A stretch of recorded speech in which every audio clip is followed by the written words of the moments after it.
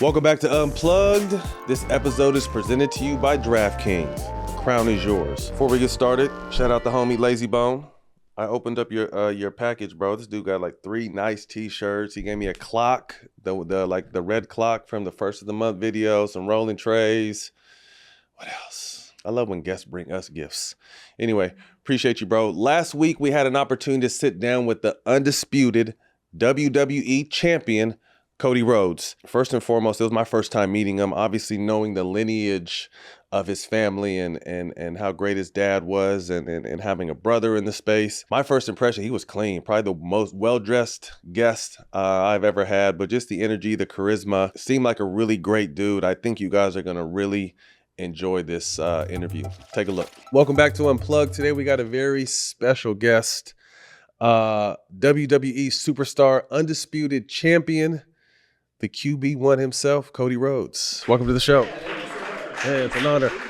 Hey, I have to say, man, I've been doing this show and my other show for 6 years. You're definitely the cleanest one who has ever stepped in this building, man. From head to I'm over here like shit. I was wearing slippers before you came in. You made me put my shoes on. I mean, you have something in your lap right here. What is this belt? Obviously, coming from a long line of great wrestlers in your family, to be at the top of the mountain right now as the champion with the belt present, what does that mean to you to hold this belt? This is the WWE Championship, the undisputed WWE Championship. For me, this was this massive culmination of not just a story I had in the wrestling business, but my dad as well. And it spans not just decades, but it spans kind of my knowledge of the industry when he goes to wrestle superstar Billy Graham in 1978 in Madison Square Garden. He's just a guest from Florida, and the crowd takes to him, and they love him so much that he wins the match, but he wins it in a way that superstar still left with the belt, which was the common practice of keeping the territory the way it was. I had seen this photo of him, and I'd seen him holding the title, not ever knowing he had won the championship because I wasn't born till 85. And he explains to me the story. This is still when I think wrestling is 110% as real as it gets. So that it became the goal. Oh, 8 years old, I see this frame with this photo and him holding this title. And I thought I have to win it for him. And now, I'm 40 years old and I look at the business quite differently, but I did not get my opportunity at the WWE Championship till I came back. For me, what it represents is the biggest title we have in our game. You have your various trophies, your Lombardi Trophy, your Stanley Cup, whatever it may be, and this is the one that can always go on last and can always lead the company. It means something different for different people. When John Cena had it, it meant this is the hardest working guy in the game. When Roman Reigns had it, there was this element of presentation and aura, as all the youngins say today. It always means something a little different. I feel we're in that stage of my career where we're identifying what it means for me. Yeah. Still writing that chapter. Yeah. You also have a brother that was in the space as well. So what was childhood like with you guys? And obviously your dad being a wrestling star, other sports, wrestling at that. I remember my parents used to scream, "Stop flipping your sister and throwing your brother." Like what was your household like? My oldest brother, Dustin, who was WWE's Gold Dust and wrestled as Dustin Rhodes, I admired him so much as a little kid because there's a 16-year it's a age big gap. Yeah, okay. He doesn't love me pointing it out, but there's a large age gap. And I would watch him at the Omni in Atlanta or, making, the Centroplex, whatever it was. And the women would be going nuts for him when he'd go out there, and he was 6'6". He seemed like the greatest wrestler ever. And particularly I was watching him in his rookie years and knew he was going to be something special. I admired him, wanted to be like him a great deal. Anytime you have any family in the business, my father and my brother, the biggest thing that's important that you do, and my dad was really good on instilling this, you have to be really different than they were. Okay. You can't do tribute. You almost got to get away from your own identity. Yeah, you got to get far. I got 2 nephews who are breaking in the industry, which is jarring, but they're going to make it, and they're breaking in now. And the thing I told them was, you got to go and Train with someone who doesn't care about the road stuff. Mm-hmm. Train with somebody who doesn't know about Austin Hall wrestling boots or the cowboy wrestlers of old. Get with, the Canadians, like the Hearts. Mm-hmm. Get that different style and that different flavor. It'll really behoove you as you move forward in your career. But to me, growing up, it was always, I felt we had a very normal life. I really did. I didn't realize how abnormal Dusty's job was until I first moved into a subdivision. And that's where other kids, my dad's a salesman, my dad's a teacher, whatever it may be. They really looked at my dad just with really superhero. But I think also a little like Adam's Family, because he would mow the lawn in his DR wrestling trunks. And he had these Ray-Bans. My dad had this head was like as round as this blue table. And these Ray-Bans were basically breaking. They're sucked onto his head. You'd have to pull them with all the force in the world. And he'd always make a big spectacle, which was part of how it was done at the time. You'd always let people know you were in the room. Loud, yeah. Yes, very loud. But I didn't realize it was so different until I got around other kids. And for me, it was dad. Yeah, it was very much. He was older. He was a producer. He wasn't as active in the ring anymore as he was with the first kiddos. Yeah, it just was a very normal childhood until you went to the office one day. And then you saw, okay, this is... What was the pressure like? I have two 16-year-old twin boys who aspire to play basketball. Obviously, you come from a line of greatness when it comes to your profession. What was it like with that Rhodes last name kind of breaking in and kind of making your own name? My sister Teal, she always looked at it in a way where she would say, you don't look at it as a shadow, look at it as a light. And I've really stood by that because I think a lot of second gen, third generation, like they focus too much on how difficult the hill is to climb or how unfair it is perhaps to climb versus think of the success you had, right? Think of the ring, think of where you've been. If you're the kiddos, I don't think there's any shame in saying, oh, I want to be better. I want to say I'd be able to outplay him. And that, as a father, I think my dad wanted that. Absolutely. Mr. Heyman, Paul Heyman, the other day had said that he thought I had passed. He had mentioned in an interview, he thought I'd passed my dad in terms of the wrestling game. And to me, that's asinine, and I don't believe so. But as he was saying it inside, I was like, yeah, yeah, like you gotta think about you want to get there. You know? Rest in peace to your father, but he is literally the one man that wants you to be as great as you can be with no strings attached to it. Yeah, better than him. He would love to know that his son looking down and hey, I raised a good son.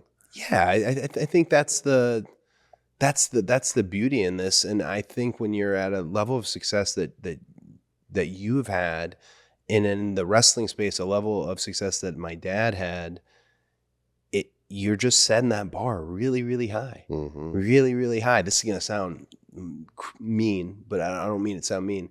There are other second and third generations in the industry, but they're not always like the success sons of a Mount Rushmore dad or mom. I'm not knocking it, but that almost, hey, your door is a little more open than my door is, right? Yeah. But I wouldn't have it any other way. Right. I wouldn't, because it's so, Charlotte Flair, who's Ric Flair's daughter, that's another one. Look at the cards you were handed. Ava, who's at NXT, who's Rock's daughter. Look at the cards you were handed. That's, if anything, that's just a wonderful challenge. Yeah. That's a wonderful challenge. And if you get there, amazing. God bless you.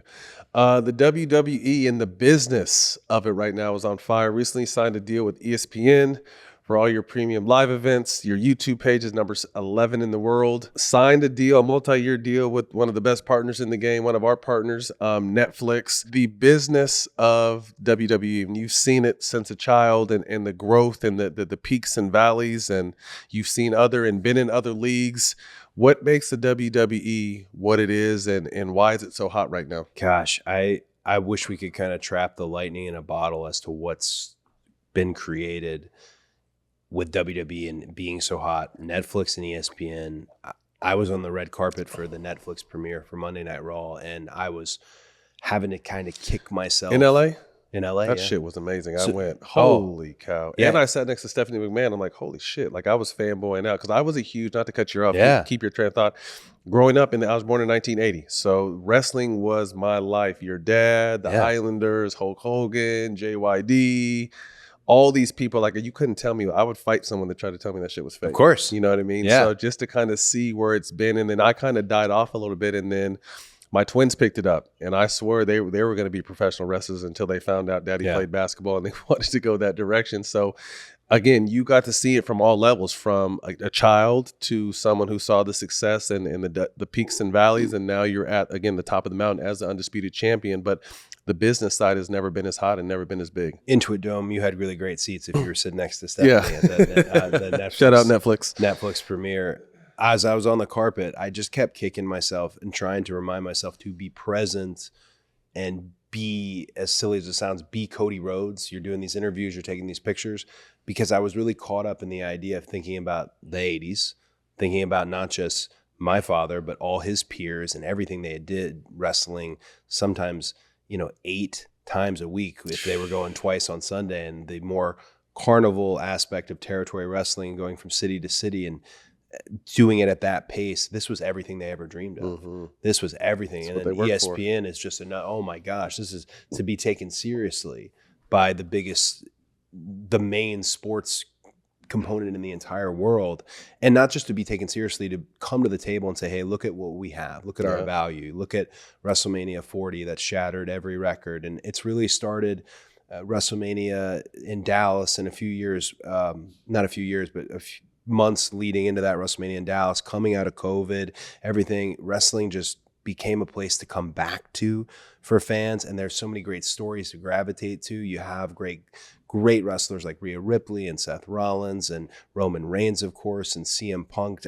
It's just a almost comedic list of high wrestling IQ talent that love to engage with the crowd, mean it, mean what they're doing. They're authentic in their presentation, and they've just got it to this place now where, like you said, we're number 11, but I'm almost mad hearing number 11 because it's going to work its way up. Got to get its way. Got to get it under that top 10, that top 5. 10. But I will say this: as far as the business is concerned, the business really has taken this unbelievable turn upwards with the inclusion of Nick Khan. And I don't know if you know Nick, but Nick is the president of WWE now. And he has just looked at it with a different and a fresh outlook that is really nice for a wrestler like me. I try to take a note pretty much every time he says anything, thinking, seems like wisdom. Just there's something special in how he is operating WWE at this level. And I hope we can continue to break all the records, because nobody gets more mad than 80s wrestlers and 90s wrestlers when the business keeps taking off. And I love it, because that's what we're supposed to do. You're supposed to raise the bar. Recently, SummerSlam, John Cena. Tell us about, the reason why you're holding that belt now. Tell us about that day and the lead up and what it meant to finally get it. I was very excited about SummerSlam because it's MetLife. So it's near New York, New Jersey. And that's not an easy market. They've seen it all. They're a special market in that you have to be special for them to care. It's the same vibe when you're going into the Garden almost. It's just if you can make it in New York, you really can make it anywhere. And to wrestle a person who gave me his playbook, who was the model for how I like to be as a babyface professional wrestler, how I like to do it, we were talking off camera, how I would work 7 days a week, if I had the rhythm of wrestling and going to every town. To be able to stand across from a guy who was your mentor, somebody who talked to you about, hey, well, this is why this worked. This is why this didn't work. You should work on this. You should improve this. It's rare you get the time to actually play the game against them. Right. You might have all those lessons, but you're playing against somebody else. Yeah. It's really rare you can stand across from that guy, look him in the eye, and not just be grateful and thankful, but also hope he sees you and go, there he is. Right. And make him see you. Right. And the opportunity to do 2 matches with John, one at WrestleMania and then one at SummerSlam, where we could really treat them almost as one match in itself. Very blessed that I got to be in there with him. But in the moment, it couldn't be one of those. I'm blessed. It couldn't be one of those. Yeah. I needed to bring everything I possibly could. And he has given, we're at the tail end of John's farewell tour. He has given everything. as far as you could possibly give body-wise and mind-wise to the industry, especially with the young talent who ask questions. If you're a young talent and you ask John Cena a question, get Open ready. book. Get ready, because he's not. Because a lot of some superstars in different sports aren't like that. Oh, yeah. You know what I mean? And tell us a little just about him as a person. Obviously, you know, he's been someone that's been able to transcend not only in wrestling, but acting and in other ventures. What kind of person is he? I had a really great feeling that he would do well when Peacemaker came up, or acting gigs in general, because of his attitude when it comes to WWE. John was always wanting to work, was there early, stayed the latest, wasn't in the habit of just selling tickets as much as he was selling a story. He was selling an experience, something that you would come back to. And then you hear these stories of him going on sets all over town here and being the most professional guy you'd ever met, the most prepared guy you ever met. I think John has tons of natural talent. Gift of gab, an incredible physique, incredibly functionally, truly strong. He had tons of natural talent to be a pro wrestler, but the thing he'll be remembered for is the work, is the work ethic he had. Is he set a standard that this isn't like an old man shouting at clouds thing, but if you're at NXT right now and you don't know about what John's day was like on a Monday night, what his day was like as a performer, then you should look it up. Because that's the level you need to do. And even now with ESPN and Netflix and all the spotlight, you got to do even more. But he probably would have made it on talent alone. But the reason John Cena and You Can't See Me is, you know, culturally relevant is his work ethic. Street Fighter, the movie. Yeah. And you're playing Guile. Yeah. I was going to say. Yeah. You know who they need to get for Zen Keith is one of Jogic's brothers. Hey. Yo. I sent the director, Katao, the director for Street Fighter, I sent him a joke the other day. I said, what do Street Fighters like in their hamburgers? And I got like a long ... a long ellipses forever. And then he finally said, what? And I said, Zang beef. And I thought that joke nailed. And it didn't. He didn't respond. It's just I think he gave me like the face with the one line. Straight across. I thought it was a hit. Street Fighter is... I was so glad I got to do that, try to tell stories in a different way. And that crew, Kalina, Koji, Noah, the three leads to this movie, Andrew Schultz, stand-up comedian, 50 Cent playing Balrog. It was such a ridiculous moment to have everyone on set, but it was so well organized. Rehearsing like we were actually going to be fighting somebody on the weekend, because everybody was locked into Australia, going over all the dialogue together. It was just a really well-oiled machine and legendary pictures, and I'm blessed to be part of that. I went in for a meeting thinking I was going to talk to them about other stuff, and they told me, "Oh, we want you for Guile," and I know the role. Come you on, know, man. It's a charge character. I used to play. We all grew up playing that game. I do find it funny because every now and then my lisp will really settle out and be pronounced. There was a few haters online who kept saying "thonic boom," and and now I kind of just want to find it somewhere. I just want to find "thonic boom." Yeah, but I love it was a blast. Podcasts. You're also in that space now. What do you want to talk about? Do you like it, by the way? Do you like this? Love it. Oh, good. All right. I love it. I'm in between. Well, because you're current. You know what I mean? Like, to me, I don't think I could put all the time I needed for this to be as successful as it is if I was still playing. I tell them this. Yeah.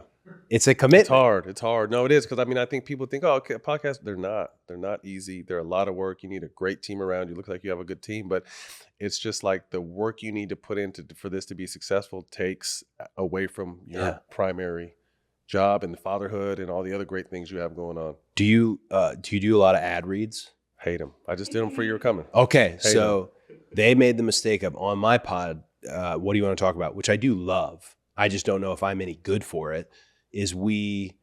There's cocktails provided by Wheatley Vodka, and they make these specialty cocktails. This season, for some reason, everybody's going live rounds. There's not been one false episode. So you're pumping out 3 of these in a day with like a Damian Priest or someone like that. You're getting there, right? No question. So then they'll have you do the ad read at the end for, erectile dysfunction. Rose Sparks.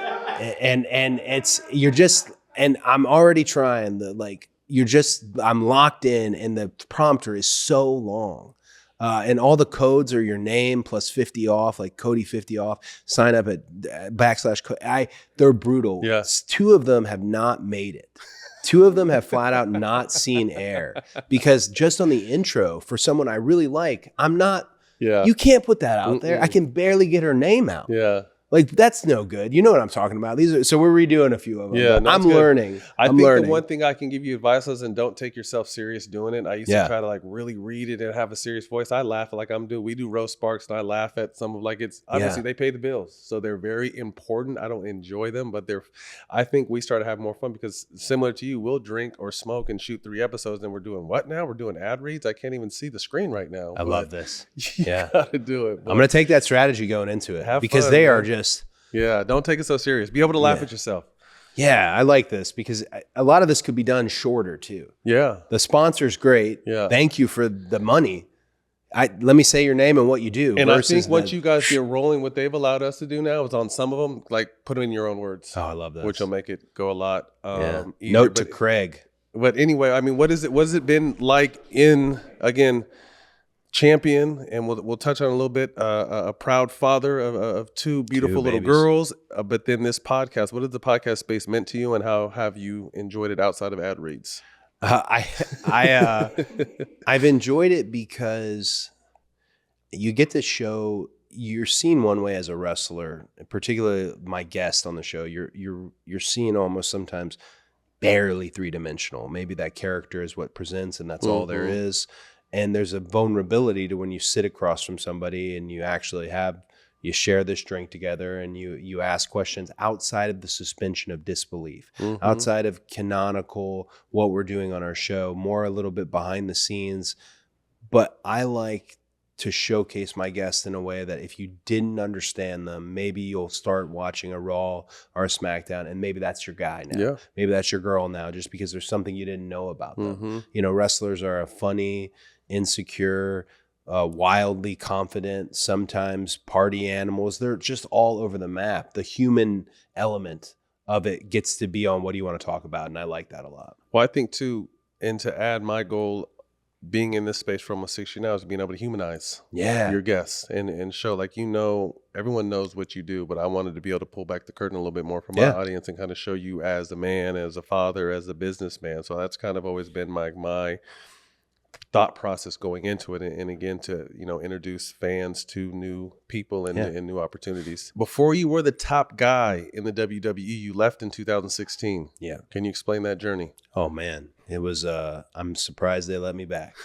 And legally, there's a byproduct of my departure is nobody gets to leave how I left. I got so lucky. I was Dusty Rhodes' son. Also, I think they respected that I'd put in a decade of work. I didn't even sign my release papers. I told them I was done on social media, which is none of this works anymore. None of this flies anymore. I had to leave. And I've heard it described as I wanted to not be treated as a little kid anymore. And they were only ever going to see me as a little kid. And I'm 30 at the time. A 10-year shift's been put in. I've offered a different body of work than my brother or dad ever did. Just different, just a different variety. And maybe it was a matter of I wanted to come back and be seen as an adult, or come back and be seen as, hey, I've accrued all this knowledge. I've wrestled Triple H. I've wrestled The Undertaker. I've been in the ring with Shawn Michaels. You don't get that knowledge unless you're in the ring with them, and you guys aren't allowing me to showcase it. But as time's going on, I look back at it and think a lot of it was more immaturity on my part, anger, a lot of anger, which can take you very, very far. My gosh, a chip on your shoulder. I just wanted to show outside of the bubble of WWE, and I've talked about the bubble, I wanted to show that I could mobilize an audience to follow me. If that meant to a VFW hall where it can only hold 400 people, if that meant to the Cow Palace where you're, putting, over 4,000 people in there for a show that wasn't WWE, or the original All In, which was just a person on social saying nobody can get 10,000 people besides WWE, and me taking the bet. And then the next thing we're off and running, and there's an alternative promotion out there. I was very lucky though. I got to find a sexier way to tell the story where I'm like, oh, I knew all along. And but I was very lucky because I was surrounded by good people. I was so angry that I wasn't sleeping. I was just motivated. I needed to be everywhere at every point I possibly could be. And especially with social media and podcasts and how everything are today, I wanted to make sure throughout my time away, I took the news feed away every week. I did something every week that took the news feed away, and to the point where, the Bullet Club was a group I was part of. Finn Balor started the Bullet Club in New Japan, and AJ Styles was a leader. And we had so many shirts at a WrestleMania that a market dealer was asking, hey, where are they? When are they on the show? And they had to be told, oh, that's another thing. They're not even WWE. So just the underground scene, meeting my flavor and the guys I was around, just again, I never can explain it correctly, but I was very lucky to have that, and I was very motivated to get it done. But I mean, also to your credit, you bet on yourself. Yeah. Which is important. And I think a lot of people, like you say, I mean, you mentioned earlier, some wrestlers are insecure, and there's a lot of athletes are insecure as a whole. Like, to be able to have the legacy and the weight on your shoulders, to be at the top of the mountain in the WWE, and then leave and have a hiatus for, a handful of years and be able to come back. Like, you bet on yourself, and it worked. It worked, and it worked further than I ever imagined. I think everyone thought WWE lifer, and nobody knew this was always the goal until I really said it out loud and tried to will it into existence and came back to WWE. But I think a lot about it now, because now I'm often put out there as the face of the company. And I don't know if that's accurate or not, but that's often where I'm positioned, and I'm honored by that role. But I think, is he still inside? I know that's like a crazy thing. Is this disruptor, is he still in there? How would he approach this? How would he feel? I try everything I can to not become a corporate version of myself, even in the most corporate settings. That's important. Right. Because it could be quite easy, actually. You get everything you ever want, and then you got to find it inside. Is it still lit? Is it still on fire? Then also too, I mean, you're 40 years old. I mean, understanding the journey you've been on. I think a lot of people don't appreciate and enjoy the journey. Yeah. Because it's, you've been wrestling for 20 years now, and, God willing, however long you want to wrestle, you're kind of on the back side of that. So just understanding and appreciating that journey, because it's been incredible. Were there ever times, talk to us, because it's only natural, times that during you were on between 16 and 22 when you went back, was there any times you doubted yourself? Before I came back to WWE? Oh my gosh, all the time. I thought about going and getting a degree, because in Georgia, if you have a degree, you can be a wrestling coach. I was really into amateur wrestling growing up. I was the only one in my family who did folk style, freestyle, Greco-Roman. I thought I'd be a really good coach, and that I never thought about a plan B. So that was the first time plan B comes up. You're married at the time, no children just yet, but looking to start a family, and you can't start a family with just nothing, or a little bit of savings here and there from my time with WWE. But I doubted myself. I feel like I doubted myself every step of the journey. But here's what happens in wrestling is you put up a good performance, you have a match, you do something, a segment, a promo. The fans are always the one to tell you that you're doing it, that something is happening. And that was undeniable during that period. And there was others involved with me, but it was undeniable, the buzz that was happening. And I'll give you a great example. You do a show in San Antonio in a bowling alley for 3,000 people, a bowling alley, right? They've been sitting there for 5 hours watching this TV taping, and you're the last thing out there. And you stay out there for 45 minutes to an hour, just making jokes on the mic, off camera, greeting the fans, and not a single soul leaves. Wow. There's something going. Powerful. Absolutely. There's something happening. And that's always been...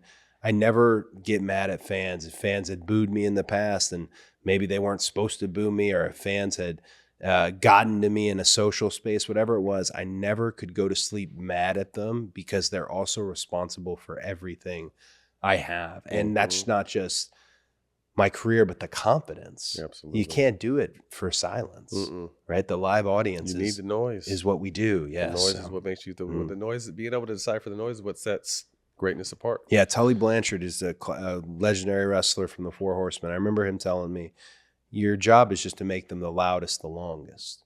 Doesn't matter if it's up, down, boos, cheers, just the loudest, the longest. And ever since he said that, Cena's of the same mindset. That's always been, okay, I can do that. I told my twins I was interviewing you today, and they were super excited. So I have some questions from them. But I remember, so I had an incident with Kobe in 2009 where I faked the ball in his face, and the world fucking went crazy. My twins got to start traveling with me after that because they got become a little bit older, and I had to use a wrestling kind of example to let them know what it was. So as I told you before, my job was always to guard the best player, and the twins would come to the games like, Dad, why do they boo you when they announce your name in the starting lineup? And I'm thinking like, all right, how do I explain this to 6-year-olds? And I'm like, well, Daddy has to guard the best player every night. So that's like Hulk Hogan. And then Daddy's the Undertaker. Yeah. And like, but you don't wear black. I was like, yeah, I know, but my uniform is a basketball uniform. Yeah. Okay. So they like you. They just don't like the job you're doing. I'm like, exactly. Well, you were the heel. Yeah. You had to be everybody's heel. But did you feel there was a following for you as well? It was split because when I became the bad guy, it kind of hurt my feelings because I felt like, damn, I'm not a bad guy. But then once I got a hold of that and embraced it, I was the villain. I was great with being that villain that you needed. Well, I think too, when you're so good at it and you're at the level you were, it's not a bad guy in a, what we would call in the wrestling business, traditional way. In the wrestling business, we call like a chicken shit heel. That's not as good as the type of heel perhaps a Ric Flair was, or the type of, you even mentioned the Undertaker, one that 9 times out of 10 might be winning this thing. Actually, Nemesis, there's a consistency to it, to the point where you stay that long enough, you find yourself a good guy. Yeah, you stay that long enough, you find this disruptor, this individual, and you end up playing with some of the guys that you used to had to guard and things like that, Well, that was the thing, not to cut you off, literally that next season, Kobe recruited me to the Lakers. Yes. So we got into it. We just fought, and now we're teammates. You're like, oh shit, maybe he's not that bad after all. No, you weren't bad at all. If we needed him, right? Yeah. Heel versus babyface. You've done both in your career. Explain the nuances that are held in each of those spaces. Gosh, today it's easier to be a heel, I suppose. Traditionally a heel is going to lead the match. This is the bad guy. They're going to feel the crowd. Hopefully they're educated enough to know, their connection with them, when they want you to get up, when they want you to not yet, in terms of then this comeback comes, whatever. Even with that said, it's a little easier to be disliked today. Whereas in 2025 now, or in the last 5 years or so, baby faces were essentially an endangered species, because something about doing the right thing wasn't as cool as it used to be. The 80s are one thing. Bob Backlund was amazing and beloved by fans, but that type of kind of goody two-shoes, virtuous style wasn't the thing that was on. We got Breaking Bad on TV, you got Game of Thrones. There's a different type of hero. Yeah. But something opened up in the wrestling space where, I don't know if it's virtuous or if it's goody two-shoes or whatever it may be, but something opened up in the wrestling space where good guys have become a thing again. And I don't think it's about being virtuous as much as it's about being authentic. Real. Jey Uso is one of the most popular wrestlers on the planet. Jay's done some diabolical stuff. I've been so lucky. I got a great following with our young audience. I've done some terrible stuff. I would hate if they looked up. So, but when they see me, they are 100% sure that is authentically who I am. That's all you can ask. Authentically. And I think that's been the key to being a good guy. I also think it's more challenging. We're at this point where the longer that it goes for me, the less I'm able to turn to this nefarious demon bad guy, because so much has happened that there's a core audience now that won't go. And we actually saw this with John Cena recently. I admired him taking the challenge and loved him going for the idea of being a bad guy at the end. But you've got decades of equity built with them. All that's probably going to happen is no, we're going to stay with you. We don't agree with a lot of these decisions, but we're staying with you, which is fun in its own way because it creates a hell of an acoustic in the live crowd. But heel babyface is really funny to determine. If you were looking at a sheet, our roster, a lot of guys who look like heels might be baby faces. A lot of guys who look like baby faces might be the heels. Same with the girls. It's really our audience is going to make the choice. We spoke to the wear and tear and off camera before we started, what it was like when you first came in and how much you wrestled, and then what it's like now. Can you break that down to? Yeah. I mean, live events today, I wouldn't be able to do like today because we'd be in Omaha, Nebraska, and you do your Saturday live event, your Sunday live event. Perhaps you do Monday Night Raw, you're home, Tuesday, Wednesday, you hit back on the road Thursday, you do Friday Night SmackDown.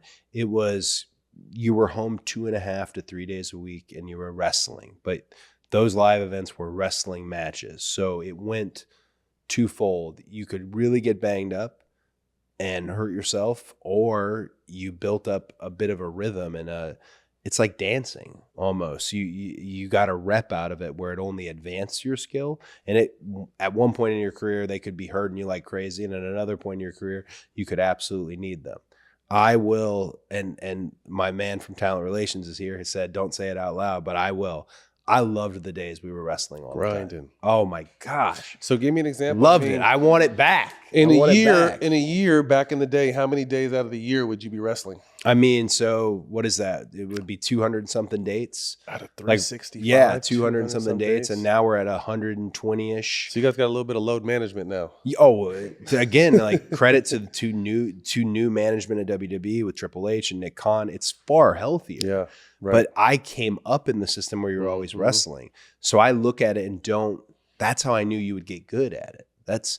So we've got to figure out how else can we do it. I love that parallel because I came from an era in the NBA. Obviously, it's a heavy load. Guys are making a ton of money now in this load management. But I came up in an era where we went through the entire training camp, played the entire preseason. It was an honor to play 82 games, and we wanted to play every single playoff game. Right. That's how we came up in the game. So I miss, I look at it from a standpoint of if I'm going to a wrestling event or if I'm going to a basketball game, like I want to see the best players out there every single time.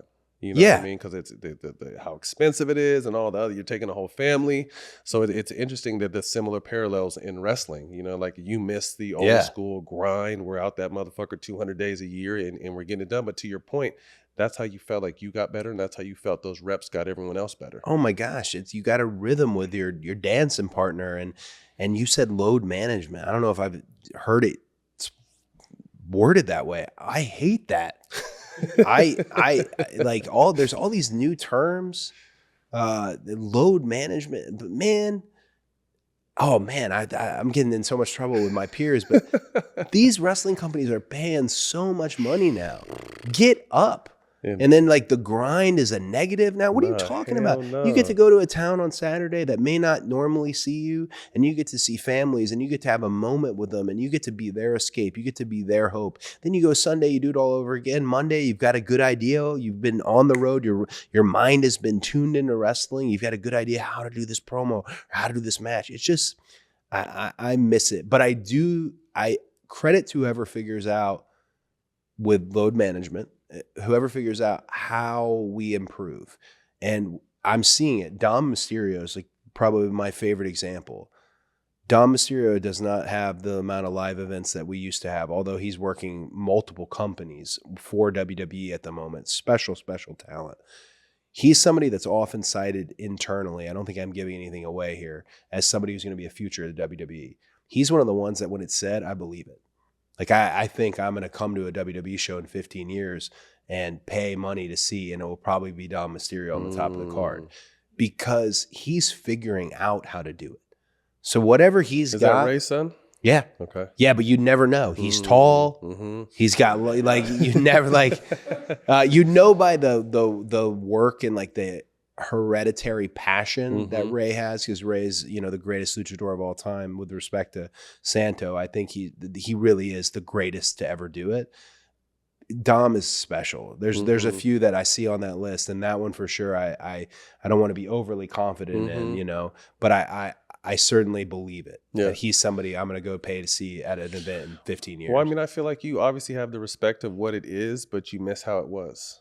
Yeah. You know what I mean? That's the same thing. I'm not gonna be one of these old dudes that shut your old ass up complaining how it used to be. But like there is some there is some nostalgia in how the grind used to be done. For sure. And I remember something one time my dad asked, somebody asked my dad, which is harder, wrestling 7 days a week or what they do now in TV wrestling? At the time we were wrestling maybe 3 days a week. And he actually surprised everybody with his answer. He said today is harder because high definition television, everything you do, this conversation we're having lives forever. Mm-hmm. So you can't copy and paste. You can't be on your shit all the time. Can't steal a song lyric and put it on a t-shirt because there's somebody who's going to find it and sue you. Like they were getting away with things of that nature, whereas today it's just the pressure is on. And one of the cool things about, and I don't know if it's cool for a wrestler, but it's cool for a fan. One of the cool things about today and the lack of live events we have is when you see two guys go at it in the ring, that might be the first time they genuinely ever touch. And I love about that is that those can be a little stiff. Those can be, those can be as real gets in a way. And that's fun for an audience member. Walk us through, I mean, again, as a longtime fan, and I kind of fell off as an adult and my kids brought me back in your guys' ecosystem. Walk me through a quote unquote match night or a game day. Like, what is your day like? When do you have to get there? How do you prepare? Do you work with your partner? Or like, how does that work? You see, we got a good team here. I always will have a schedule for everything in the day. And I try to balance out from a priority standpoint.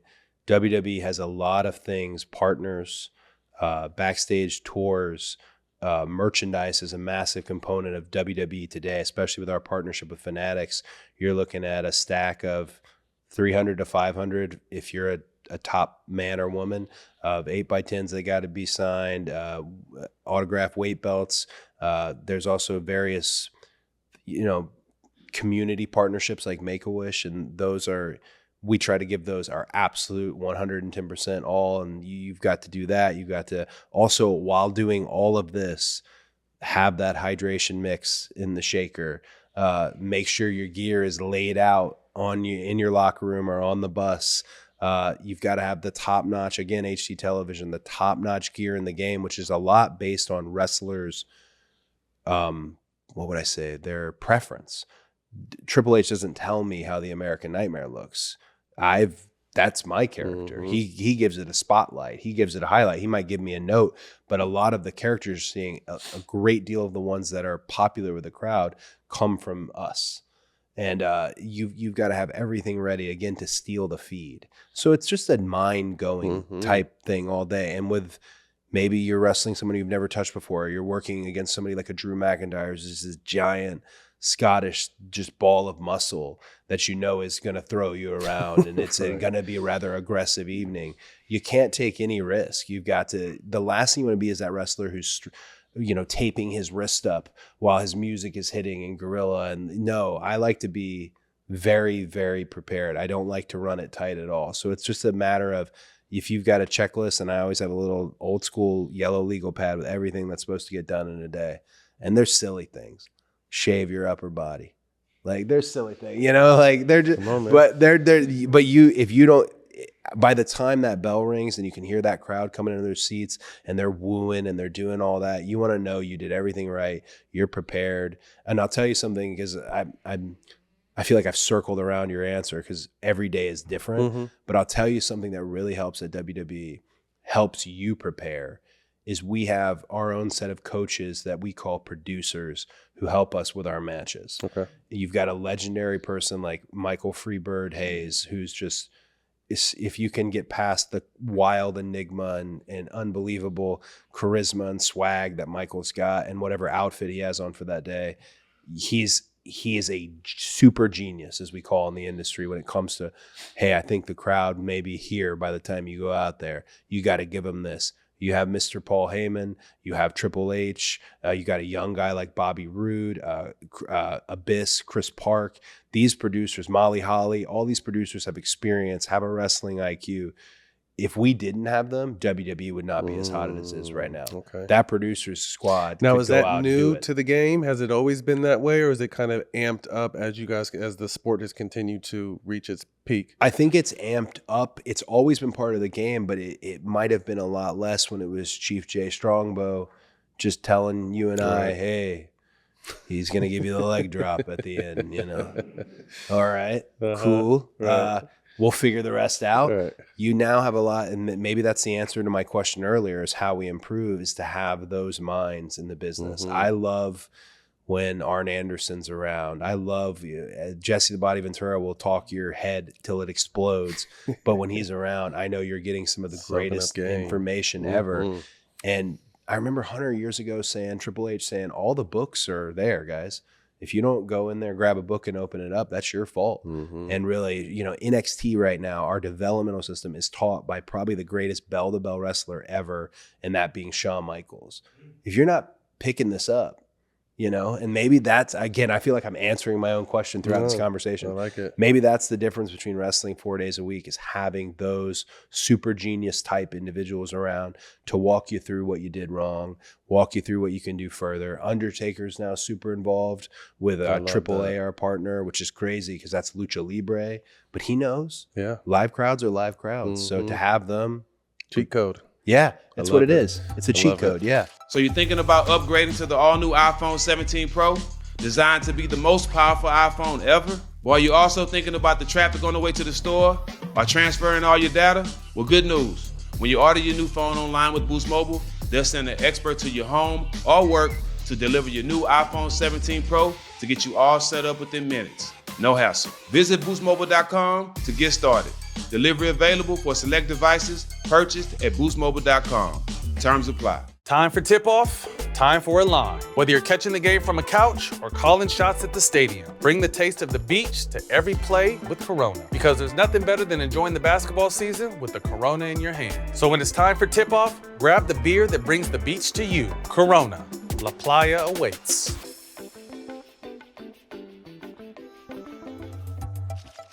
Playing and performing through pain. You had a legendary picture that we're going to pull up right here.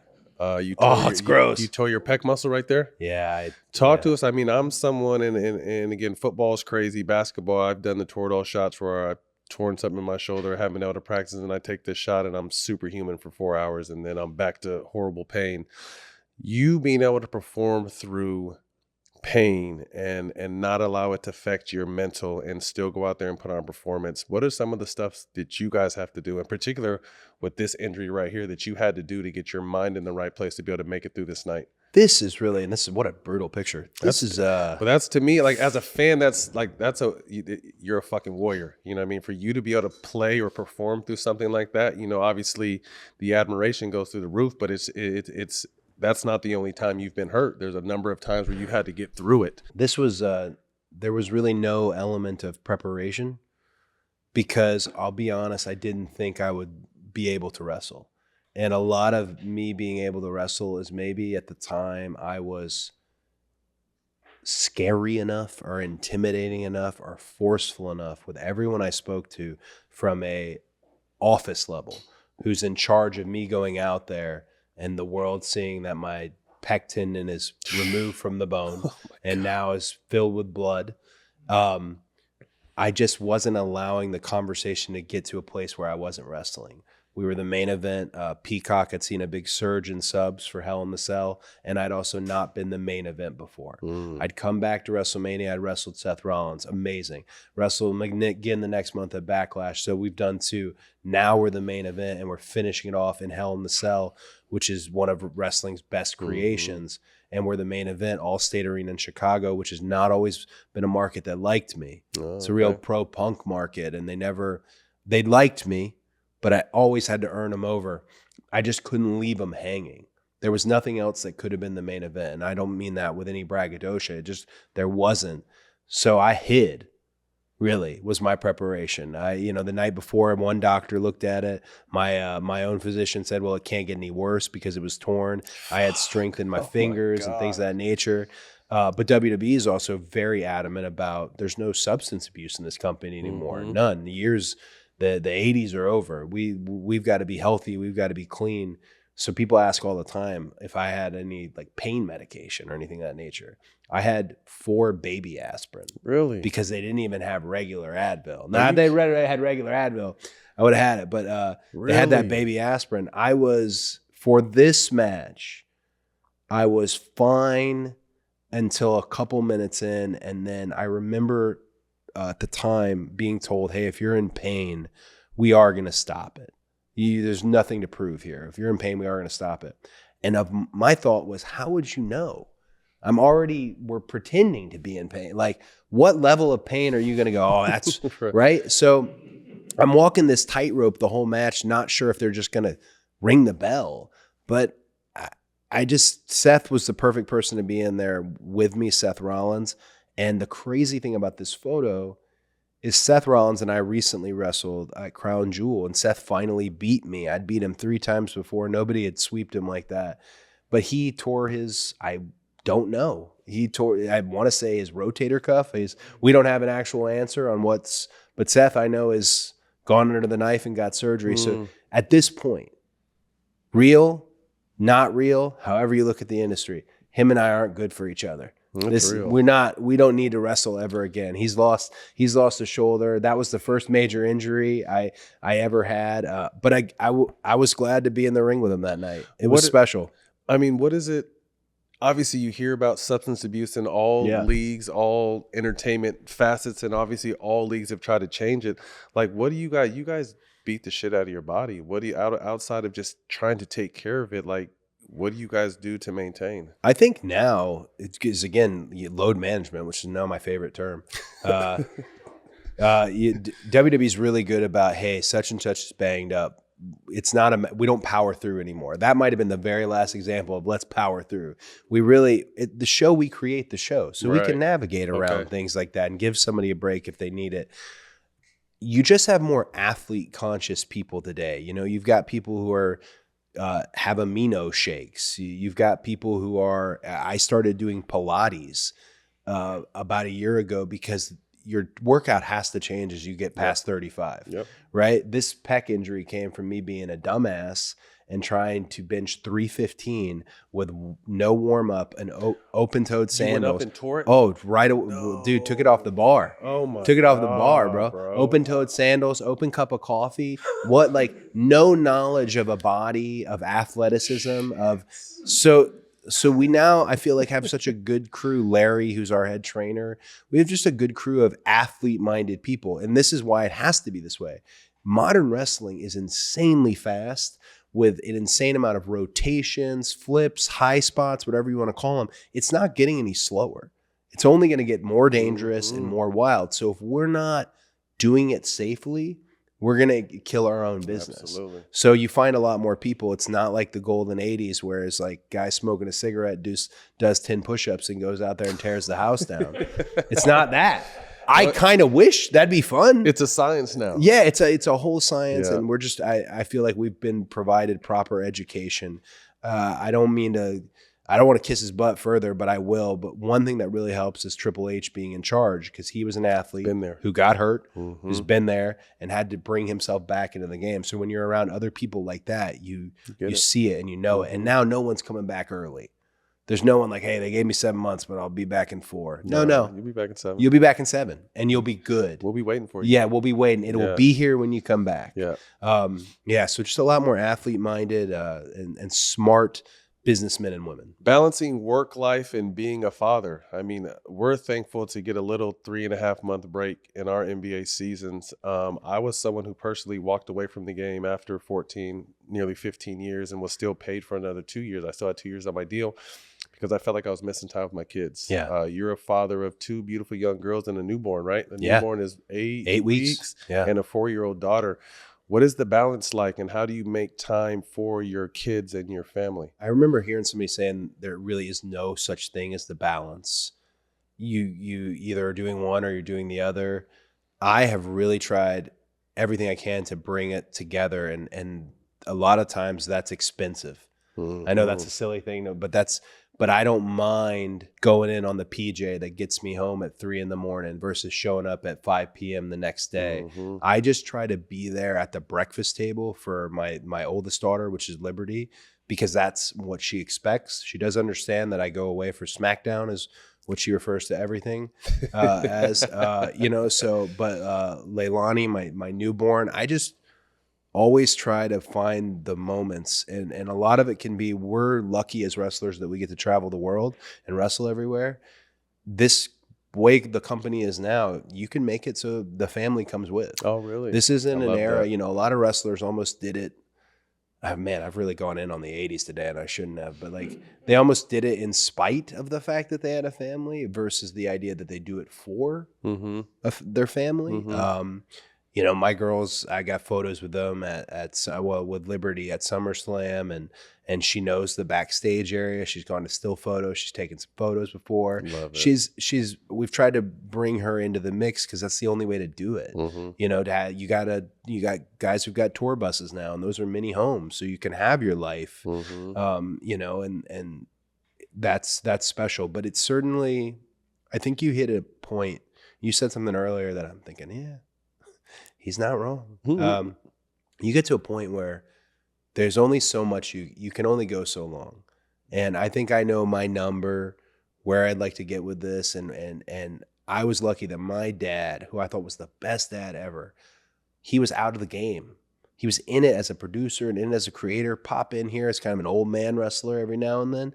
But he was out of the game, so he was number one dad at every game. He coached our football team. Dope. He's known in Cobb County as coach more than the American Dream. Like that's what he was. I'd like to make it by the time they hit that age that I'm not gone that often, or I can't really walk around that much. It's important. And that's.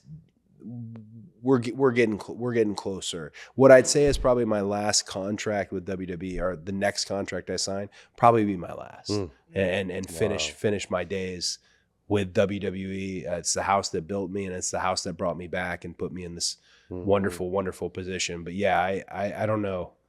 It's very, very hard to balance. It certainly is. You got to, but when you're in it, you got to be in it. Arn Anderson, I remember him telling me when you come off the road, he's like, don't take a nap. When you come off the road and you show up at that house, you're on. And I love that challenge now. 2 little ones though is a little different. So I'm learning as we go. Again, 8 weeks. So we're in the phase of all best laid plans, whatever, schedule, all the help you could get. It's still, it's coming at you from all angles, So, but I got right back in it, man. I got right back in. I had changed a few diapers. Hell yeah. It had been a minute, and then I got back right away. It's like riding the bike. I was so excited. Yeah. All these people taking all their time, and they got like the Aquaphor and something. Like, no, it's bam, bam, bam, bam, bam. Yeah, I got her. Yeah, I got her. I love it. 2 girls too. Yeah, I don't know. Girl dad. Yeah, girl dad's like a thing in wrestling, and I think I have unrealistic expectations for. Like, I just assume they're going to live with me forever. And they ain't, And then I'm thinking, here's what I can do to really screw that guy up. Is set the bar so high. Come on, man. My dad's been doing this shit. What are you talking about? Yeah, set the bar so high that their daddy issues are actually that I'm just always there. Yeah, they're daddy standards. Yeah. I love it. Yeah, screw that. I want to take you back real quick before we get out of your dad, late great Dusty Rhodes, rest in peace. But we found some footage of him hooping. Pops can hoop a little bit. Oh, dude, I know the footage. Let's watch this clip. He said, "I know the footage." He was out there working, big body jumpers. Look at his outfit. Holy, Lex Luger and Sting. This is amazing. So explain what this was. This is, I believe, the NWA versus the Charlotte Police. My dad was also the boss of the company. He was the executive producer. There's Barry Windham on the free throw line. He gave a speech before that has been described by, I want to say, Sting as not even a pep talk. He said, if we lose to these guys, you're fired. So I have my legacy with basketball is complicated. My dad, I think his favorite sport was basketball. Okay. And my mom has this one picture of him going up for a layup and like talks about how sexy his legs were. He's like a big, robust man. So it's like not the area you're like, but he loved basketball. We always had a hoop at all our houses. And if we had moved or if the one was, you'd be hearing him out there setting it up in the morning. I played horse with my dad every day from 5th grade to sophomore year in high school. Really? I never, ever beat my dad. Ever. Wow. Ever. And then I furthered my shame because he loved basketball, loved it. And he was very much of the, like something that really motivated him was the year Bird plays the shoot around and doesn't take his jumper off. You know the one I'm talking about? Oh, the 3-point shootout. Yeah, yeah. And he goes and talks shit, doesn't take his warm-up off and still wins it. Yeah, he would treat that as if it was essentially like a great story in sports. Like that's motivating. Like more than like the miracle on ice.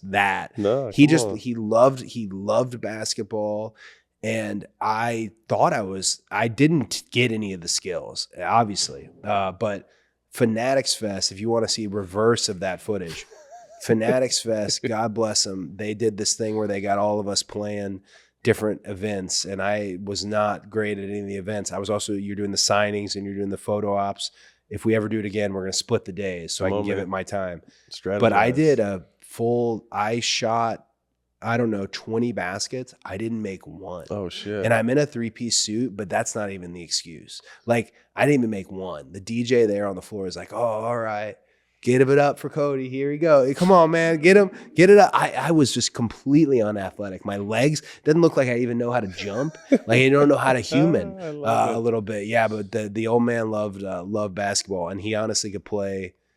He used to do all kinds of pickup games. You go to these buildings, and there'd be like kids playing in the gym, and the next thing you know, he'd be over there playing with them. He just loved it. I love that footage exists because he was extremely athletic for a big, robust dude. Big dude. And that is what his whole gimmick in wrestling was.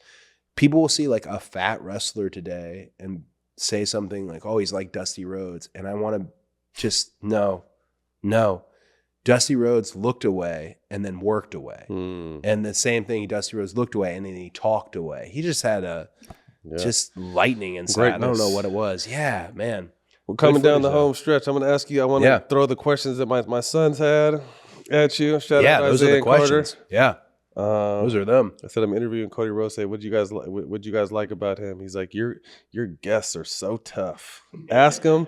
Carter said, ask him personality wise. How did you like playing two different people from Stardust to Cody Rhodes? Yeah. What was that like? Well, so at the beginning of Stardust, I looked at it as this was in the era of you're not getting a lot of playing time, but they want you to do something special with this character. You're going to be with your brother Goldust. So I looked at it as a challenge to maximize, to really kind of make chicken salad out of chicken shit, essentially. That's always a big thing in wrestling. Take something that's a little silly, and then you blow it up. Show them what you got.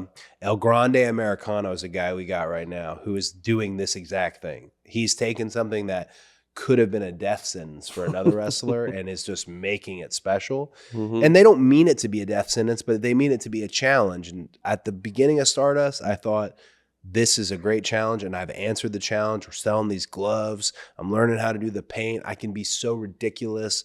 My promos have almost moved into this realm where there's a British accent to it. It's just gone so ridiculous. All this sci-fi knowledge and Trek babble that I knew, I can incorporate into this character. But I also gave it a shelf life of about 6 months.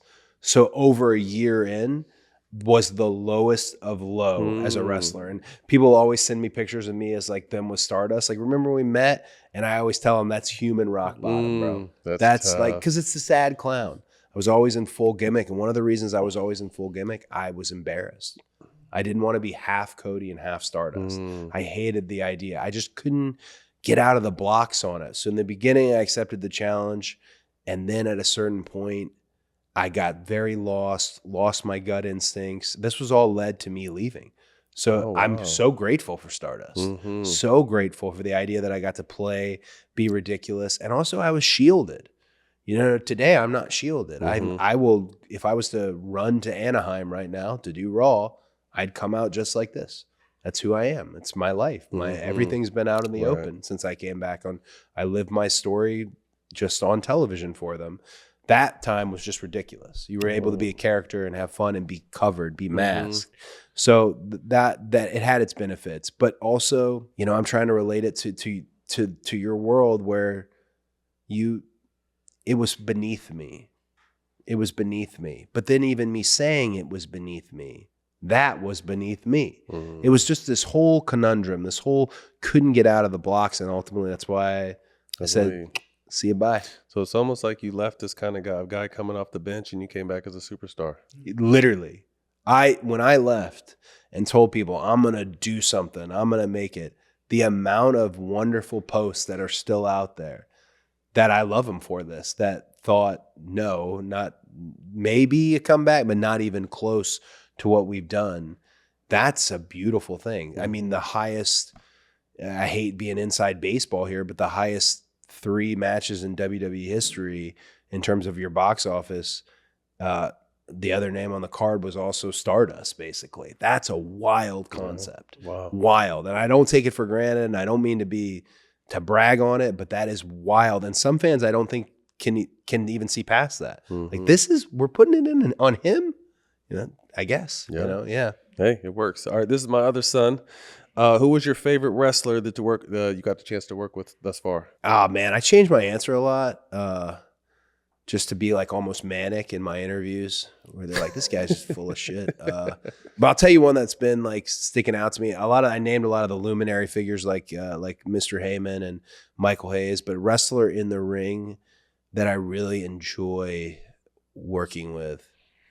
I mean, John, but I'm trying to think of something that I'll tell you one that I learned a lot from in a very short amount of time was Jake Roberts, Jake the Snake Roberts. Jake the Snake.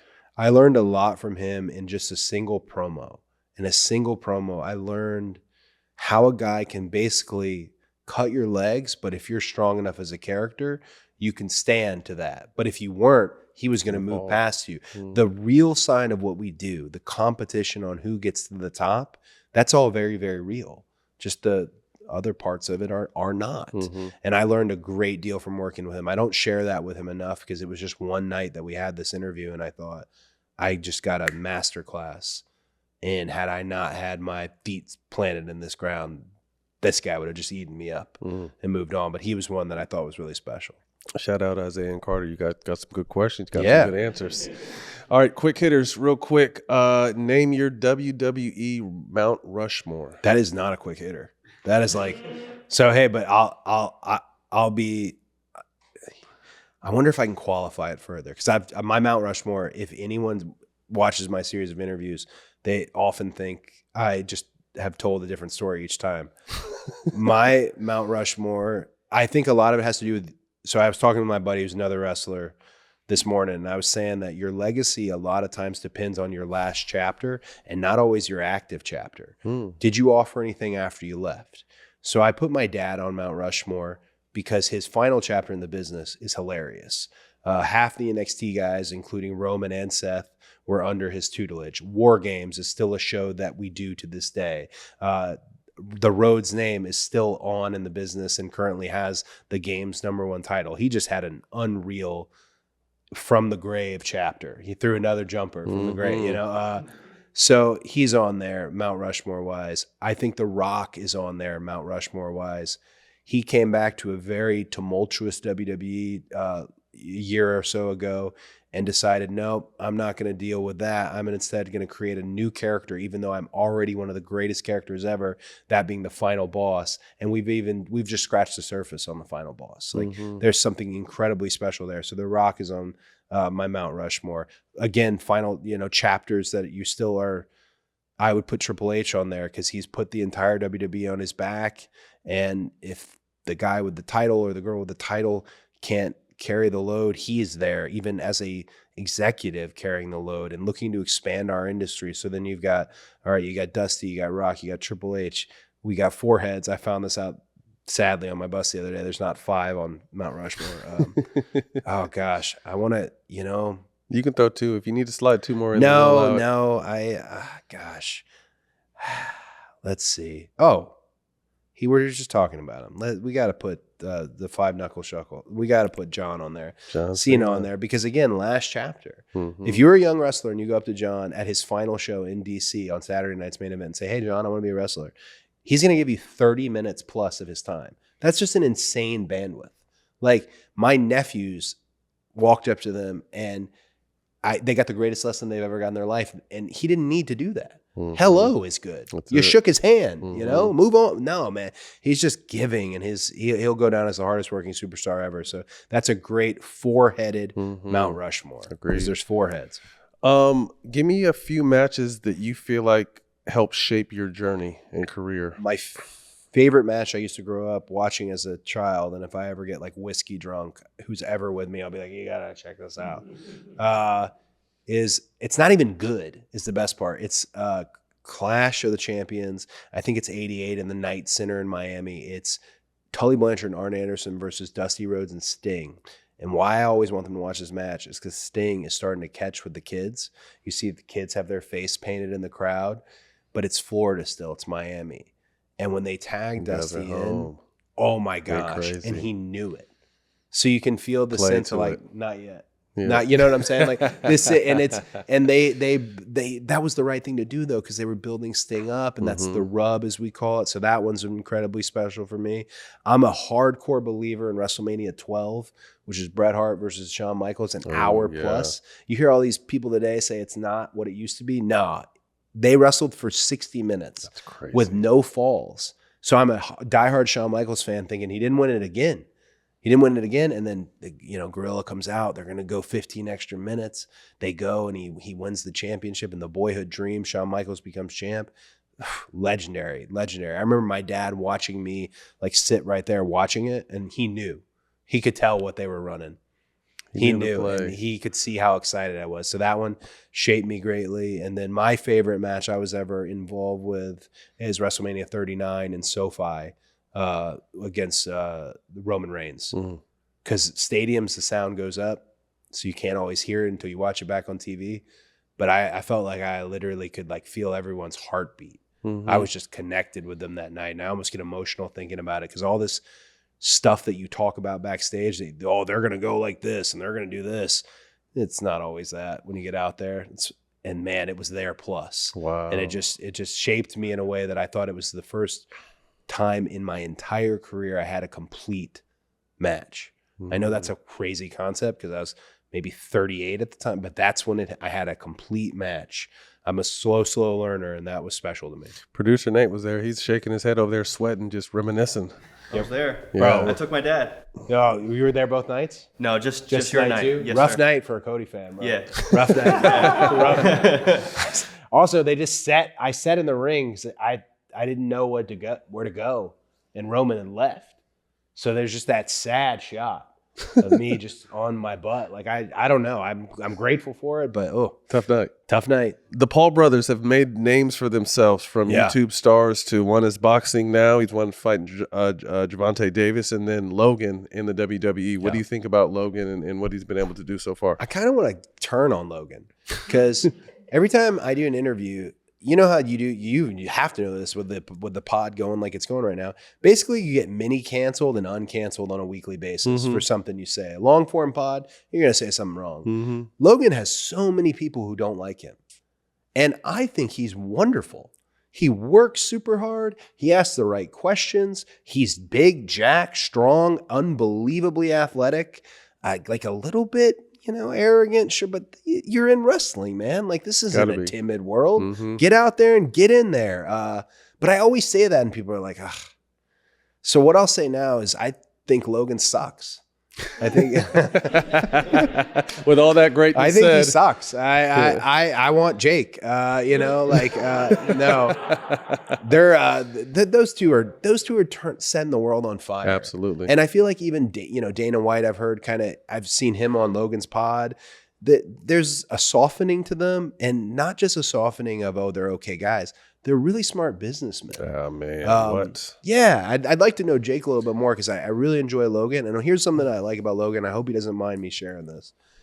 Logan doesn't need necessarily to listen to everybody. Anytime I've ever told him something about, this in the match, something.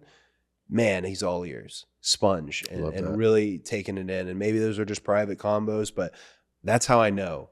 Okay, he's gonna go further. I think Logan's a huge part of WWE moving forward. I love that. I do. That's dope. Last question. WWE heading back to Las Vegas for WrestleMania 42. Last year was record setting. What can fans expect? Well, last year at a record-setting WrestleMania in Allegiant Stadium, lovingly nicknamed the Death Star, I love me some Las Vegas. I lost. So we'll go right off the cuff and say, you're coming to WrestleMania 42. I will not be losing. I will not. Heads up. I will not be losing. I think wrestling fans got a huge kick out of Vegas if they'd never made the trip over and seen just how Vegas is done today. I think it will be the best show WWE's ever put on. There's a commercial, it might have aired by the time this pod makes it out there, that really kind of spells out how much we want the fans to be part of this WrestleMania, especially with our on-location experiences. But we did a wonderful job for 2 nights. This one will top anything that WrestleMania 41 did, and very much looking forward to everyone coming over. The next WrestleMania we're doing is in Saudi Arabia the year after that. Okay. So there's also kind of this call to get here for this Vegas one, because we're overseas for the next one. So I'm very much looking forward to one more go in Vegas, and it's simple. WrestleMania 42. Cody Rhodes is not going to lose. Period. This year. No, you not heard it going to here lose. first. Damn it. Successful defense. Cody, we appreciate your time. Congratulations on all the success on and out of the ring. Your legendary run is yet to be finalized. It's been a fun journey to watch and continued success. And man, best of luck. Thank you so much. Thank you for your time. Appreciate it, man. I have a question.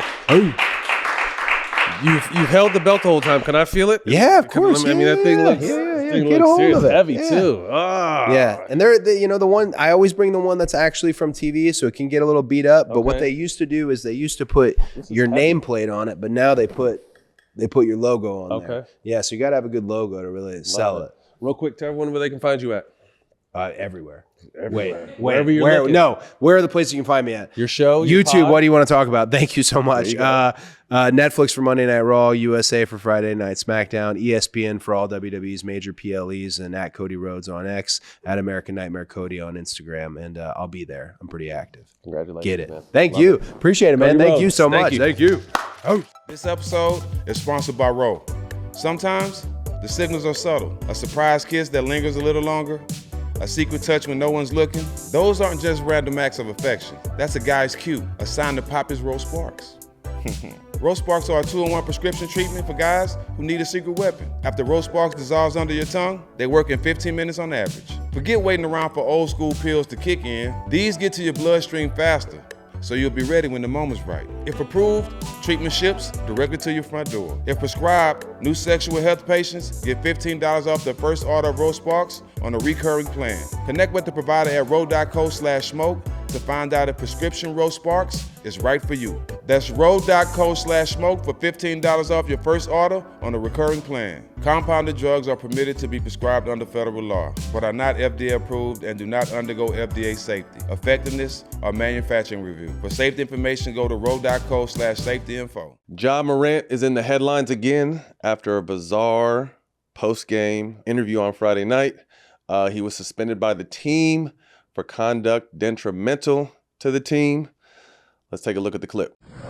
What went wrong to you today? Go ask the coaching staff. Do you feel like, there was anything you could do differently, I guess? You go ask them. They had a whole spiel in here, so. From the outside, it did, and the outside may be wrong, but from the outside, it didn't look like you had your usual energy tonight. Go ask the coaching staff why. Okay. You feel like you should play more? Go ask the coaching staff. Should I play more or not? What could have been done? Else? What could have been done different to get a different outcome, other than asking the coaching staff? According to them, probably don't play me. Honestly, that's what basically the message was after. So it's cool. The coaching staff message was It's it? cool, bro. We good? You didn't have anything physically wrong in terms of illness or anything? Oh, no, You I'm were good. under the I'm weather. fine. Okay. I'm fine. All right. This is a very interesting, I think, crossroads we're at with Ja's career. And we're going to have a little timeline. I'm going to run down some stuff for you guys right now, but you never want to speculate on what's going on behind the scenes because you never really know, especially being a former player. But if I were to guess, this is a little bit of a power struggle with the new head coach, Tomas Asilio. First time NBA head coach, and I've played for some great coaches. And one thing I know that new coaches try to do is they have to establish themselves in the locker room. Obviously, Taylor Jenkins being gone, he had a solid run there. There's a little bit of ups and downs with him in the locker room as well. But I think a new coach has to set the foundation, the precedents, and earn guys' respect and figure out how to do it because it's different these days. I know I've had coaches like Phil Jackson who would cuss Kobe's ass out so he can talk to everyone else as well. If he's going to do it to Kobe, that means he could do it to you. I know Stak has said that, Pop would cuss out Tim so he can do it to everyone else. So I think what this coach is trying to do is use Ja as an example, being the best player on the team. If he can attack him to possibly motivate him and help this team, that's probably, I'm guessing, where this coach was going. But that's still no excuse for the type of play that Ja let us see the other night. Obviously everyone has off nights, 8 points, 3 for 12, whatever that was.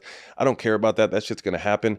But just the lack of effort, the lack of just not wanting to be out there, the lack of almost like, you're wasting my time having me out here type energy. That's something from a star player you can't have. I think there's no excuse for that. If you look at other star players, we would never let another star player slide like that, because no matter how messed up it may be going between you and the coach, you and the team, what's going on in the locker room, your personal life, the stars have to be stars at all times. That's on both sides of the ball.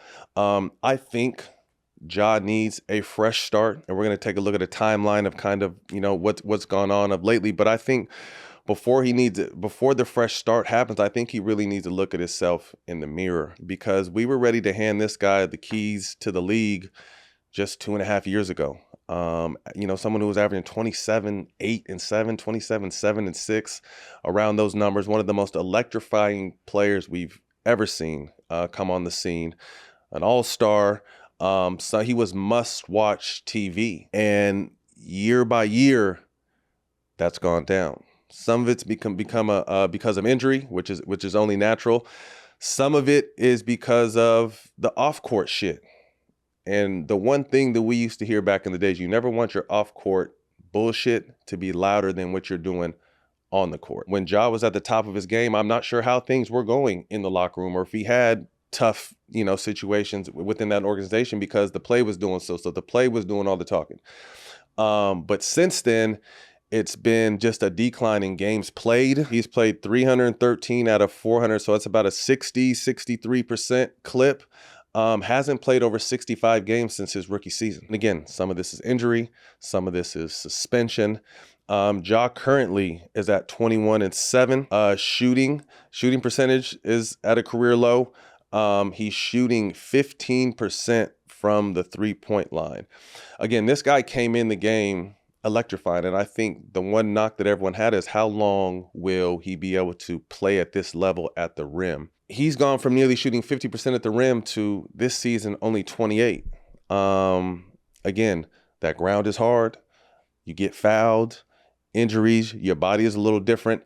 And we live in a game today where guys are making a living shooting. And Ja was able to break the mold because he didn't have to be forced to shoot. But if he's not able to get to the rim at will like he used to, his game is going to have to develop. So I say all that to say, I think he's still great. I think he has a lot of great miles left, but I also think he needs to look at himself in the mirror, because I think he's let the outside noise distract and be louder than what's on the court. So we're going to go a little jog down memory lane and give you, and this is not to bring up old shit or anything, but my point is just how he came in and took the world by storm, and where he currently sits at right now on a 3-4 basketball team, and a lost team that has no direction. It doesn't look like it has very much leadership. And that was what you think Ja at this point in his career. What's this, year 7 for him? 7. Year 7, you think year 7, that's where he would be on all fronts. And Matt, before we get into it, like when you're 26 years old, like where do you stand in the league? Like is that right around when you should be the prime of your career? Yeah, well, I mean, I think you're heading to your prime athletic prowess in your 27, 28, 29, 30s. But more, this is the time where, year 7, where the game should have already started to slow down for you. And you're able to manipulate the game and understand the game and understand, yeah, we don't need him to be a lockdown defender, but we need him to play the passing lanes like Allen Iverson. We need him to work on his game and not be someone who's picked on. Like Steph was picked on early on, and Steph took that shit personal. And again, Steph's not a great defender, but he's not a weak link anymore. And I think that's what they need from Ja, is to be this 26. You look at an Ant Edwards who's not that much with the same. How old are they? Close to age, right? 2-3 year difference. Yeah, there's not but obviously. And I think too, another issue with this younger generation is they didn't like, and this is not all of them, but not a lot of them had a lot of like real OG vets that could tell them anything and kind of guide them and help them steer this ship, not from a superstar perspective, but just as a player as you continue to get older perspective. But anyway, let's take a look at this journey. Number 2 overall pick in the 2019 draft brings electricity to Memphis. Memphis was much watch basketball. Ja's rookie year, he obviously took home the rookie of the year. Year 2, the Grizzlies make the playoffs. He averages 30 points in a first round loss. So it's obviously showing growth and potential, and he's still must watch TV at this point. Year 3, breakout year, all-star starter, 1 most improved, averaging 27, 7, and 6. Takes his team to the conference semis. Unfortunately hurts his knee, misses the last 3 games, and that's kind of the end of their run. They lose in 6 to the Warriors, the year the Warriors go on to win a championship. So we're sitting right now, year 3.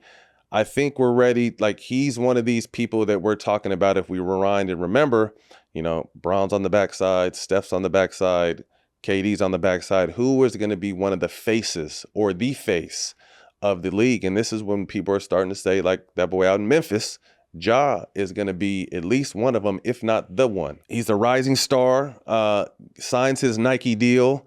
And there was rumors, I don't know if you guys heard this, but there was rumors that Nike was going to bring their version of Little Penny back for Ja. They were going to bring Little Ja, which would have been absolutely incredible. I think Penny hinted that when we had him on What's Burning at one point. So there was talks about him possibly having a Little Ja, which would have took the game to another level. He's currently sitting on his 3rd signature model of his shoe, and how I measure success on kids' shoes is how much I see them at AAU tournaments and who's wearing them, because that means they're being bought. I remember someone I used to see all the time was the Kyrie shoe. He was always at tournaments. Obviously, Kobe's shoes are at tournaments, but Ja's shoe was in heavy rotation. So it was working at one point.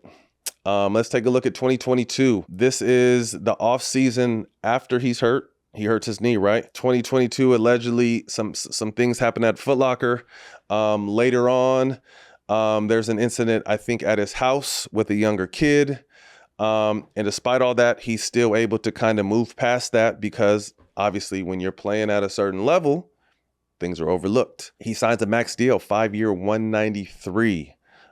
Something that changed him and his family's life forever. The 2023 season, Ja stays in the headlines. January, there's an incident in Indiana with some friends and a light. This was also, obviously that stemmed over from some on the court shit that happened at the game. 2023, the unfortunate flashing a gun. This is when we were talking about people telling on themselves, I think, right? I think this is the whole thing where, he flashes something. The league suspends him for 8 games. Up until this point, he's still killing though. So the headlines are starting to get a little louder, but his game is just as loud. So it's allowed to continue. At this point, he's at 27, 8, and 6, and they were 34 and 19 in the Western Conference.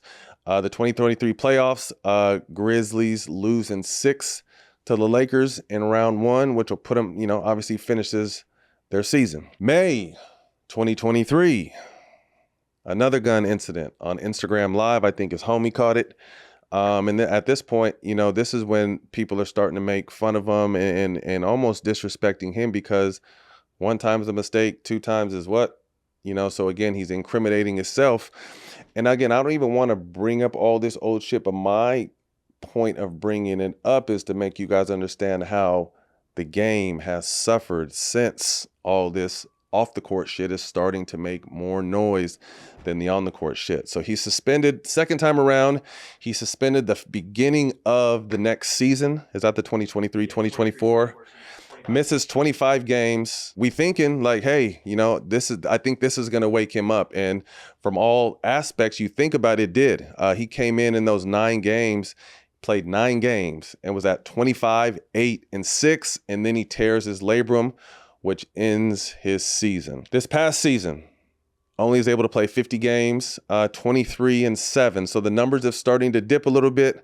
They're swept out of the playoffs. And now we're sitting here with a new coach who is trying to figure out, how do I get through this team? Can I go through the superstar to do it? I think you can tell by his energy and the way he handled that situation. Again, we don't want to speculate. It could be some real bullshit going on behind the scenes.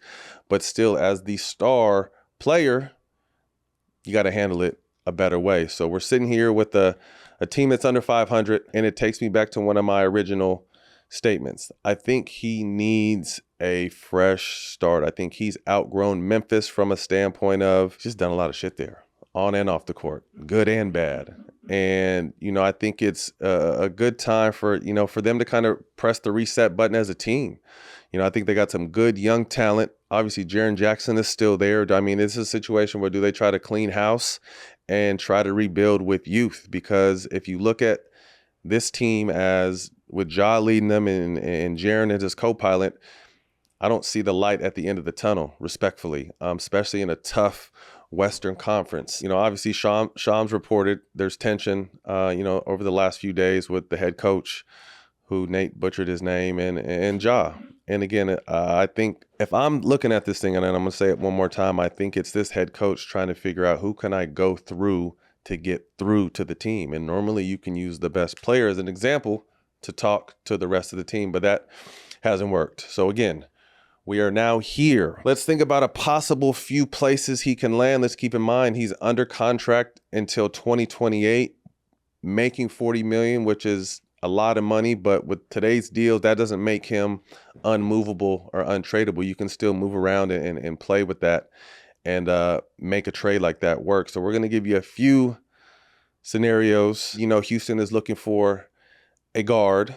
Ja can definitely fill that role, which would be scary. They could send someone like a Shepherd, Eason, a Van Fleet. They have Phoenix's first round pick in 2027. So Houston could be a potential spot. Minnesota, they can throw a Nas Reed, a DiVincenzo, possibly a Rob Dillingham, who hasn't really got an opportunity yet. Terrence Shannon. Nas can't be traded till January because he just had an extension, but Minnesota is another destination. Ant and Ja, holy shit, would be scary. Phoenix, interesting situation. Obviously, there would be a package probably around Jalen Green. They're not giving up Devin Booker, but can Devin Booker and Ja play alongside each other? Great city. I think management needs to tighten up and get a little bit better, but a great city to play for, great fan base. And obviously Devin Booker, one of the most solid players in the game. And then last but not least, that we were thinking Miami, you can build something around Tyler Hero. Getting a fresh start in South Beach could be good for some. That'd be a big responsibility for Ja to be out in South Beach to get his fresh start. And possibly Brooklyn. Brooklyn has assets. They're looking for a star. After they lost KD and Kyrie and Harden, they've been looking for a new direction. So Brooklyn can be that big New York stage, but not necessarily be the Knicks kind of scrutiny and eyeballs where Ja can flourish there. Nate, the producer, it makes a good point. I think, because we also mentioned, we were talking in our pregame conversation, who else can use a new start? And obviously Trae Young's name came up to me. Zion came up to me, but producer Nate said Trae for Ja and both get a fresh reset. And my thing to that is obviously that's a fresh reset, but I don't think that trade makes either team better. To be honest with you, so I think, them going to situations where they can thrive and be a piece of something big would would be interesting. So we'll see. Again, the one thing I would say to Ja, because I'm a huge fan of him, Pops looked out for us this summer out in Memphis. We kicked it, and he opened the gym for us. And so, I mean, I love Ja, but I also feel like, sometimes in our position, we need to have some way of constructive criticism that hopefully gets through to the younger player that's not looked at as hate. Him and Perk just went back and forth. You saw that shit. That's not the position I'm trying to come in. My position is just incredibly talented, bro. The sky is still the limit for you. But to me, it's less about what's going on around you and more about what's going on within you and being able to tighten up and killing the shit off the court. There can be no more off the court bullshit, locker room distractions.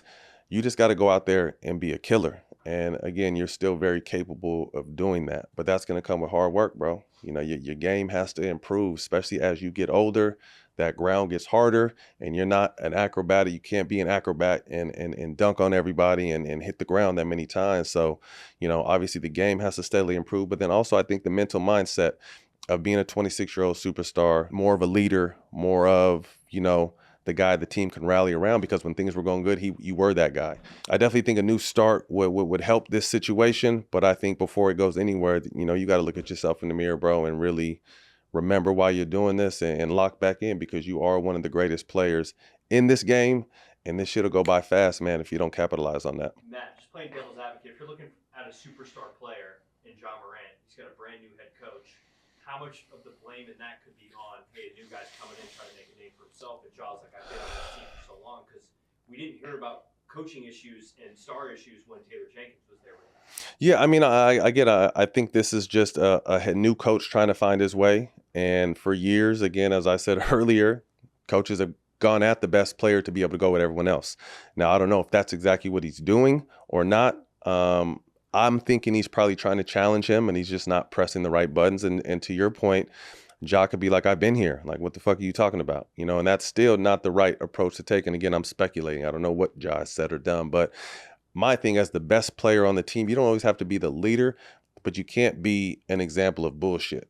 And, he showed bullshit in that last game. So that's something that could never happen as someone in his position. So I hope he's able to figure it out. Again, he's one of my favorite players. He's one of the best players we have in this game. And I think he needs to go out there and reclaim that. And all that shit starts between his ears. The World Series to remember. Incredible. Dodgers come through and get back-to-back titles. Shout out to my Dodger people, Mookie and Lon and Magic. Magic said he's won 18 championships. Winners win. Shout out to Magic. I think one of the best World Series we've seen in a long time. Disclaimer, I didn't get to watch all Game 7. I had to go support somebody at an event. But trust me, I almost got kicked out of the venue for having my phone on because I was at a comedy show and they were trying to tell me, oh, you can't. It's like, I don't give a fuck what you're saying. I'm going to watch this game on my phone. And then the dude went away and got someone. And the next thing I know, they tapped me on the shoulder. Mr. Barnes, you're okay. You can finish watching the game. So I told him, you got to throw me out. You and the motherfucking army are going to have to throw me out of the comedy show if you thought I wasn't going to watch. I say all that to say I heard I missed an incredible Game 7. We have a slide right here of literally a slide and how close the Blue Jays were to winning this. I was talking shit with some friends, some ladies that are helping me with the golf tournament. They're Canadians. And there was just a big time shit talking battle the whole time. But I will say, Toronto played their asses off. I think no one gave them the chance that they went out there and earned. I think they could have finished it in Game 6. I think a lot of base running errors. And then obviously bottom of the ninth, second and third, no outs, and you can't score. That's when you're fucking with the baseball guys right there, Toronto. That he's trying to hand you something. The guys are trying to hand you something, and you pop out, and then you hit into a double play in left field, which was an incredible play. And then Game 7, which went back and forth. Ohtani got out there, and they took his head off the mound. But shout out to him, man. Just as much as he was doing and trying to do for that team was incredible. Our guy Mookie, the friend of the program, didn't hit very well. I had some conversation with him during it, and I can only imagine how in his head he was. But he had a huge hit in Game 6 that helped them get the victory. That's his fourth. He got one in Boston and three with the Dodgers. 4 rings. Shout out Mook.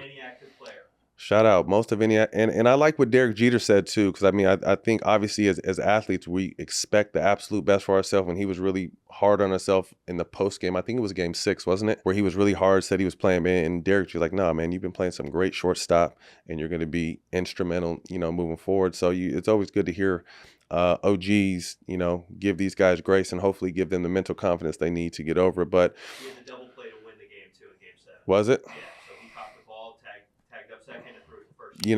The bat wasn't as live like we're accustomed and like I'm sure he was accustomed to, but there was still things he did to win. Yamamoto was absolutely incredible. He was 5-1 in the playoffs with a 1.45 ERA.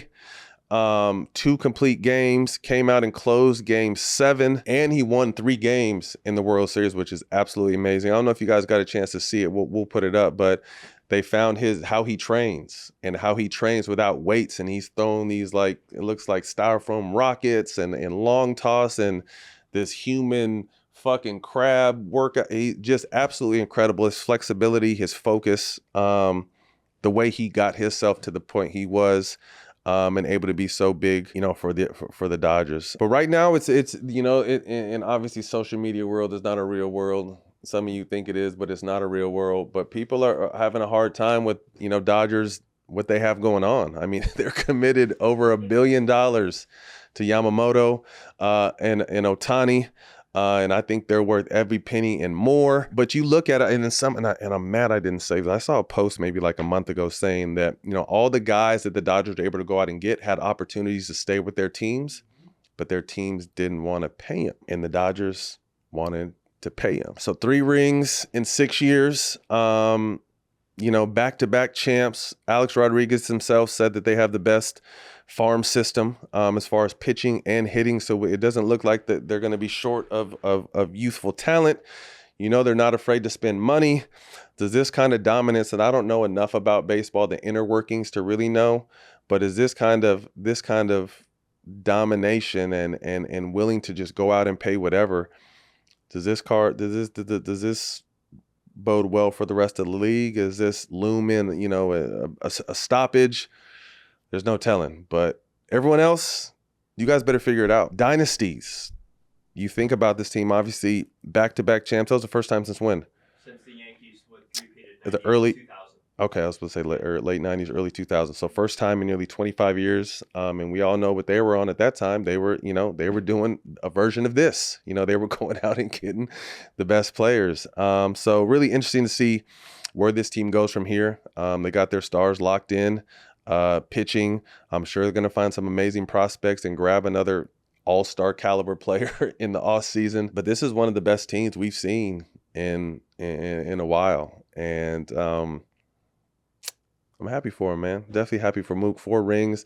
Lon Roser, the friend of the program, he's the homie. I'm happy for him. Magic, obviously, magic is magic, making magic things happen. So congratulations again to the Dodgers. And remember, you guys can conversate with me, have me answer your questions.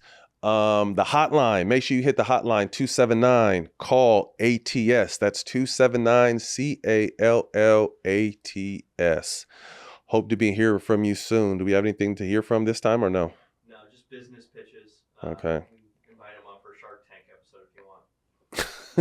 Shout out to our guys at Stoner Sports. You guys check out this Stoner 60. This is the Stoner 60 brought to you by your friends over at Stoner Sports Network every week on Unplugged, the most elevated minute in sports. We got to get to them Dodgers, homered in the 8th, the 9th, and the top of the 11th. Crazy clutch to secure back-to-back World Series championships. One of the wildest Game 7s on the scene in a minute, Lo. Speaking of wild shit, J.O., you ever see Abe Lincoln dunk on a motherfucker? Come here, Coop. Pajimski, you ain't have to do Chris Paul like this. Give me that, boy, that's damn near elder abuse. Then we had Keldon Johnson doing baptisms last night. Hey! Y'all know Kawhi means clutch in Guapanese, right? When that boy play, he one of the best ever. Speaking of game winners, somebody get a Kleenex. Austin Reeves got teardrops. Bam caught Wemby slipping. Yo, J.O., this how Bam dunk on Asia when they play on the Nerf hoop. It's a lot of people I would try. Cade in Detroit not one of be that shit. Lost his mind. I ain't gonna lie. Trying beef stew in Mexico City in front of his plug is crazy work. For some reason, they always forget rule number 1, Kaminga. Watch your head. Hey, Jaime Jaquez really been getting to a bucket this season. Damn, they're breaking his back for this shit, Lo. AR got on the break. He said, hold on, is that LeBron? I think that is Bron. Go get that shit, Junior. Hey! Hey, J.O. Braun got his dad fit on. Appreciate y'all tapping in with Stoner 6. Catch us on Unplugged every Monday. This Pick 6 segment is presented by DraftKings. The Sixers will take on the Bulls on Tuesday, who are playing really well. I think VJ Edgecombe will have more points than what DraftKings Pick 6 has them at. And Tuesday night, we have SGA, the reigning MVP, and the champion Oklahoma City Thunder taking on the Los Angeles Clippers, who have some defense, but it's still early in the season, so they're probably not going to bring it out. So I think SGA will have more than the DraftKings Pick 6 has him slated for. But that's a wrap for Unplugged. You can catch us on All the Smoke Productions YouTube and the DraftKings Network. We'll see you guys next week.